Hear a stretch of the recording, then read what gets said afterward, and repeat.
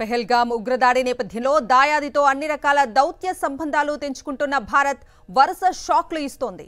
పాక్తో వ్యాపార సంబంధాలకు స్వస్తి పలికింది. ఆ దేశం నుంచి వచ్చే దిగుమతులపై నిషేధం విధించింది.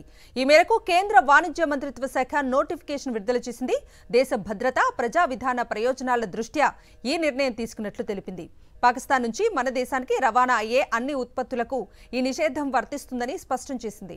ఈ నిషేధం నుంచి ఏవైనా మినహాయింపులు కావాలంటే భారత ప్రభుత్వం నుంచి ముందస్తు అనుమతి తప్పనిసరి అని పేర్కొంది వాణిజ్య మంత్రిత్వ శాఖ.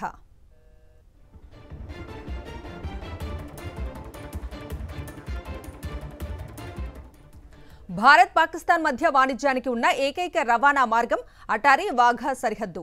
ఇప్పటికే భారత్ దానిని మూసేసింది. ఇక 2019లో పుల్వామా దాడి తర్వాత నుంచి దాయాది నుంచి మనం చాలా వరకు దిగుమతులు తగ్గించుకున్నాం. పాక్ ఉత్పత్తులపై కేంద్రం 200% సుంకం విధించింది. కొన్ని రకాల ఫార్మా ఉత్పత్తులు, పండ్లు, నూనె గింజలు వంటి వాటిని మాత్రమే పాక్ నుంచి దిగుమతి చేసుకుంటున్నాం.